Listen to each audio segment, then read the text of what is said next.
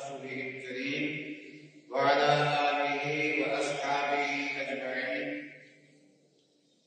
اللهم صل على سيدنا ومولانا محمد وعلى آل سيدنا ومولانا محمد وبارك وسلم صلاة وسلاما كثيرا كثيرا يا رب صل وسلم دائما أبدا على حبيبك خير الخلق كلهم.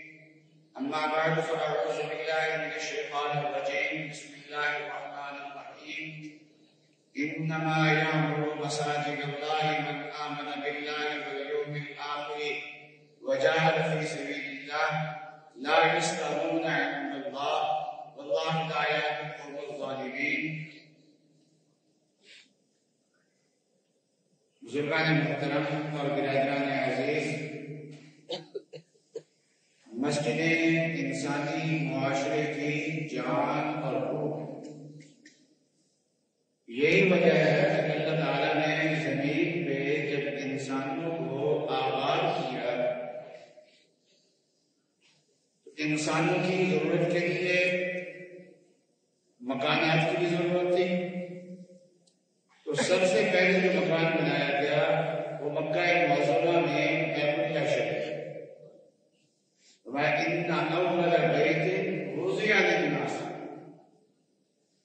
تو یہ اس چھوٹا سا سائز کے اعتبار سے جو چھوٹا ہے گھر، عظمت کے اعتبار سے بہت بڑا ہے.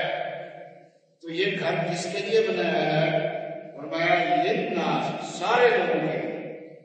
معلوم یہ ہوا کہ بیت اللہ شریف جو ہے وہ صرف مسلمانوں کے لیے نہیں ہے بلکہ تمام انسانوں کے لیے ہے. اور رسول اللہ صلی اللہ علیہ وسلم کا ارشاد ہے کہ جب اللہ تعالیٰ نے اس دنیا کو ختم کرنا ہوگا تو اس بیت اللہ شریف کو ختم کر دیا جائے. رحمت حسن نے فرمایا کہ میں دیکھ رہا ہوں اس شخص کو جو اس بیت اللہ کی ایک ایک اینٹ کر کے اس کو منہدم کرے. قرآن کے سلسلے نے اس کا رنگ بھی بیان کیا، اس کی کنڈلیاں کیسی ہیں، تو اس کی پوری شکل آپ صلی اللہ علیہ وسلم نے بیان فرمائی. جب یہ بیت اللہ شریف نہیں رہے گا تو پھر اللہ تبارک و تعالیٰ اس دنیا کا خاتمہ فرما دے. جیسے انسان کے جسم میں قلب حرکت کرتا ہے تو انسان زندہ رہتا ہے. بس اوقات ایسا ہوتا ہے کہ دماغی طور پہ انسان مر چکا ہوتا ہے لیکن قلب ابھی حرکت کرنا ہوتا ہے اور اس وجہ سے اس کی سانسیں چل رہی ہوتی ہیں. اور آدمی ٹھیک ٹھاک ہو لیکن یہ ہے کہ قلب کی حرکت بند ہو جائے، یہ اس پر رک جائے تو وہ انسان فوراً مر جاتا ہے اور اس کی زندگی کا خاتمہ ہو جاتا ہے. اسی طریقے سے یہ بیت اللہ شریف ہے کہ جب تک یہ ہے دنیا ہے اور جب یہ ختم ہوگا تو دنیا ختم ہو جائے گی. اور لیکن یہ مسجد اور باقی جتنے مساجد ہیں یہ بیت اللہ کی شامیں ہیں تو یہ دنیا کی آبادی کے لیے ضروری ہے اور ساری کائنات کے لیے یہ جان ہے. صرف زمین کے لیے نہیں، ساری کائنات کے لیے. لیکن یہ ہے اس کو بناتا کون؟ بنانا جو ہے وہ مومنوں کو. حق تعالیٰ شاہ نے بتا دیا کہ مسجدیں کون آباد کرتے. انما یعمر مساجد اللہ من آمن باللہ والیوم الآخر. کہ جو اللہ پہ ایمان لاتے ہیں، آخرت پہ ایمان لاتے ہیں، مساجد صرف وہی آباد کرتے ہیں. ایمان والا کا کام ہے، کفر والا کا کام ہے. اور صرف ایمان کافی نہیں ہے بلکہ دین کے لیے وہ جدوجہد بھی کرتے ہیں. وجاہد فی سبیل اللہ، وہ اللہ کے راستے میں جہاد بھی کرتے ہیں.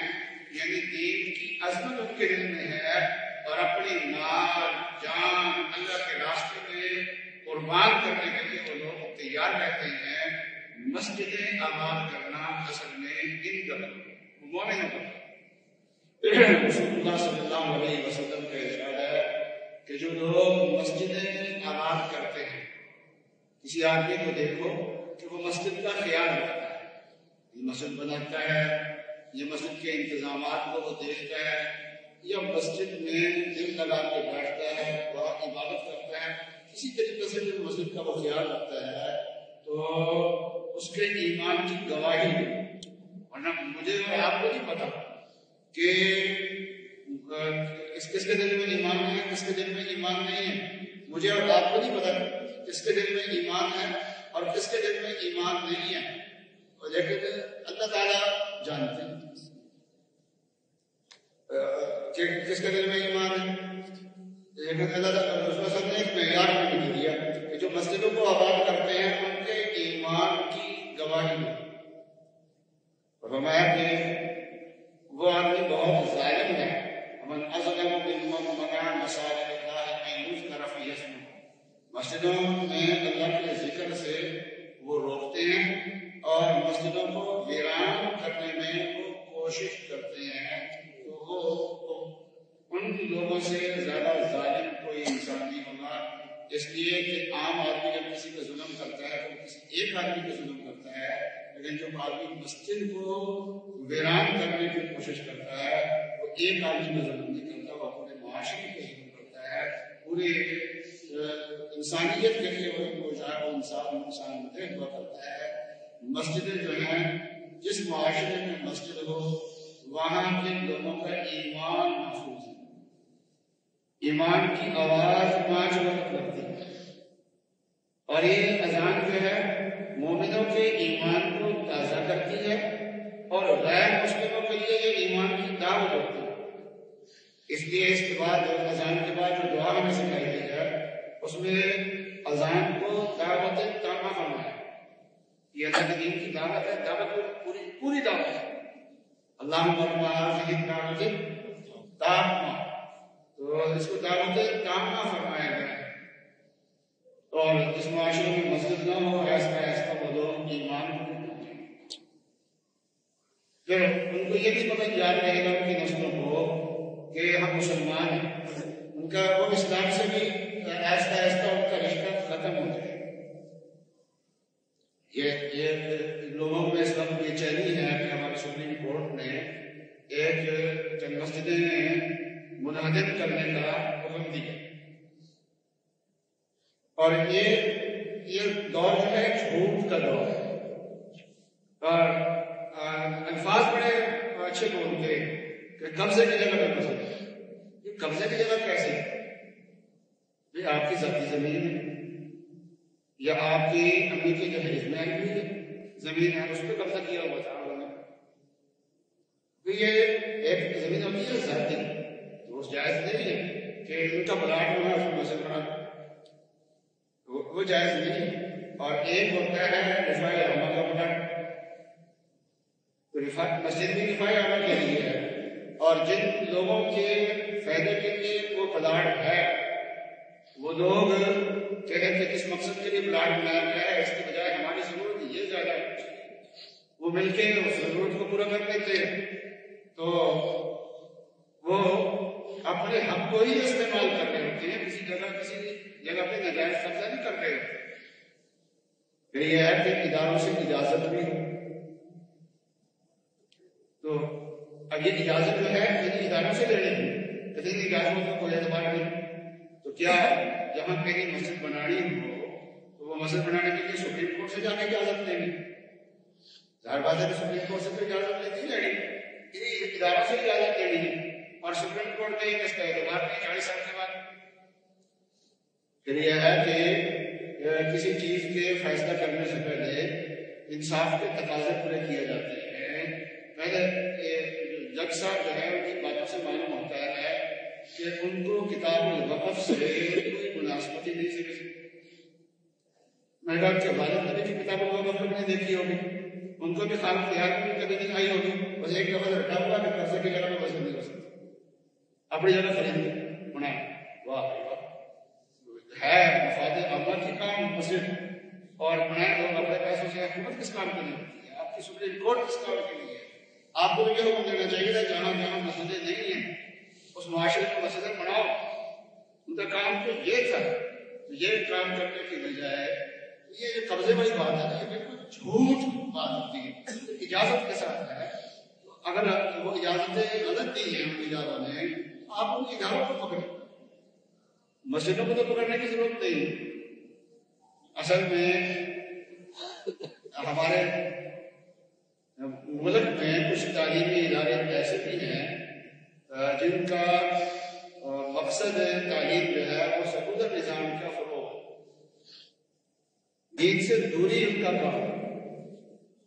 ان اداروں سے پڑھ کے جو یہ لوگ مسجدوں پہ آتے ہیں تو وہ اسی نوعیت کے وہ فیصلے کریں گے، کیونکہ جو تعلیم ان کو دی گئی ہے تو وہ ایمان والی تعلیم کو پوری دی گئی۔ اللہ کہتا ہے مسجد بنانا ان کا کام ہے، ایمان والوں کا کام ہے، اور جہاد کرنا والوں کا کام ہے۔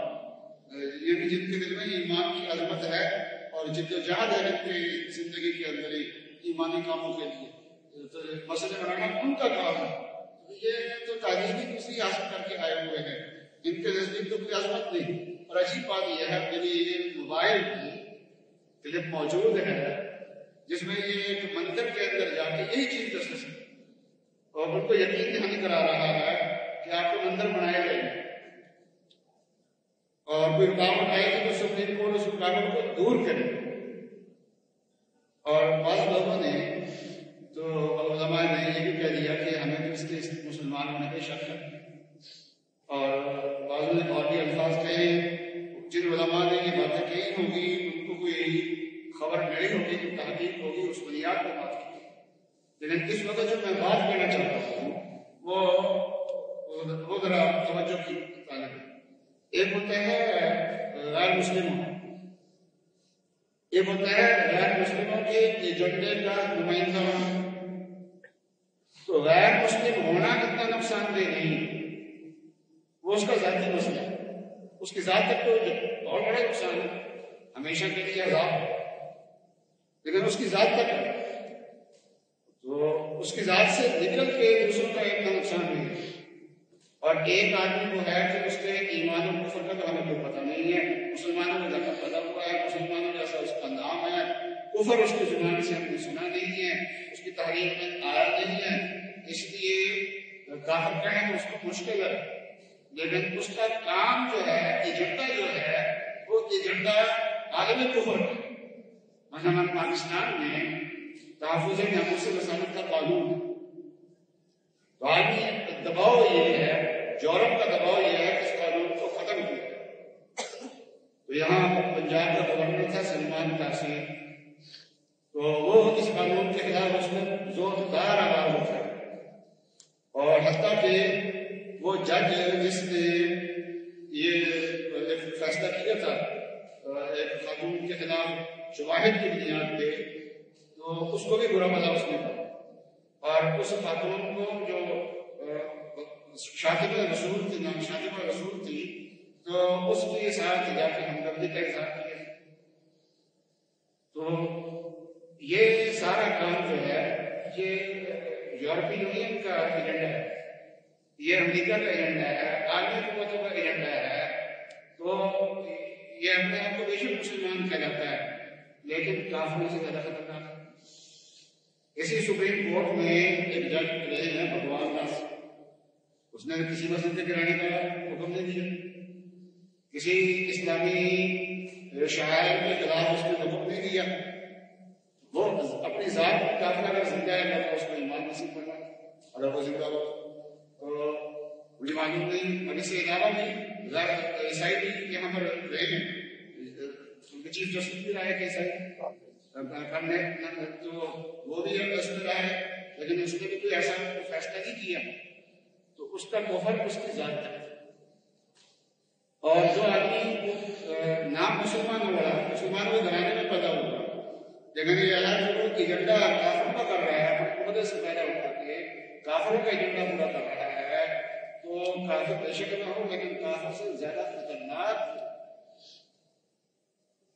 اور پھر یہ لوگوں کو ہوتی ہے کہ پاکستان میں یہ سب عہدے ہوتے ہیں، ورنہ اپنے لیے اور اپنی اولاد کے لیے کہ پاکستان کو غیر محفوظ سمجھتے ہیں، عہدہ چھوڑتے ہیں، یہ غیر پاک ملکوں میں چل جاتے ہیں۔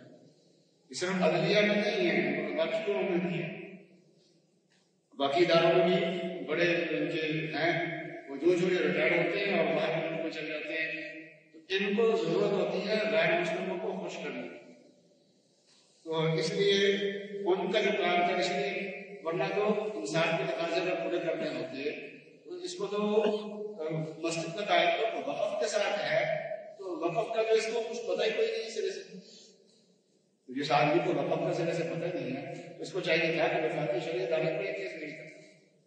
وہاں سے فیصلہ ہونے کے بعد دوبارہ آ گئی سپریم کورٹ میں، دوبارہ بھی آ سکتی تھی. اس کی سماعت ہوتی، تفصیل کے ساتھ ہوتی، شواہد دیکھے جاتے، یہ کہ چند منٹ کی سماعت کی اور اس طریقے سے اس سے پچھلا جو چیف جسٹس تھا یا اس سے پچھلا تھا، اس نے آسیہ مسیح کا کیس کیا، حالانکہ سینکڑوں کیس پڑے ہوئے، لیکن ان کو ایک کیس لیا جن کا مطالبہ تھا باہر سے، تو وہ ایک کیس لیا اور سلسلے کی سماعت کی اور سماعت کر کے اس کو ڈالا. ٹھیک ہے، ہو سکتا ہے کوئی ایسا کیس ہو کہ نچلی عدالت نے سزا دی اور اس میں قانون میں پھر بھی سپریم کورٹ میں جا کے بہت سے کیسوں میں ہو جاتے لوگ ہو جاتے، لیکن یہ ہے کہ سماعت ایسی ہوتی کہ ہمیں نظر آتا ہے یہ انصاف، پھر ہم مانتے. دیکھو وہ اس کو تو یہی کہیں گے کہ آدمی آقاؤں کو خوش کرنے کے لیے کام کیا ہے. ایسے ہی یہ کام جو ہے یہ آدمی آقاؤں کو خوش کرنے کے لیے ہیں. اگر ایک مسجد کے انہدام کو ہضم کر لیا گیا تو جتنی بھی قانونی مسائل ہیں ان میں وہ یہ کہہ لیں کہ اس کے فلاں قانون میں جو اجازت تھی نا یہ سب رہ گیا، زیادہ اس مسجد کو بھی گراؤ، اس مسجد کو بھی گراؤ، اس مسجد کو بھی گراؤ. یہ ایک مساجد کے گرانے کا سلسلہ چل نکلے گا. اس لیے مسلمانوں کو کبھی قبول نہیں کرنا چاہیے. عدالتوں کا احترام ہوتا ہے، لیکن اگر جج ہی بے احترامی میں کرنا اور نا انصافی والے فیصلے کرے تو یہ علماء کرام کو سلام کرو جنہوں نے جرأت سے بات کی اور اس کو جج کو للکارا ہے. تو مسلمانوں کو جرأت سے کام لینا چاہیے کہ اور اس مسجد کے تحفظ کی بھرپور کوشش کرنی چاہیے. اللہ تعالیٰ اس مسجد کی بھی حفاظت فرمائے اور تمام مساجد کی حفاظت فرمائے، اور عالم کفر کے جو ایجنڈا ہے اللہ تعالیٰ اس کو ناکام فرمائے. آخر دعوانا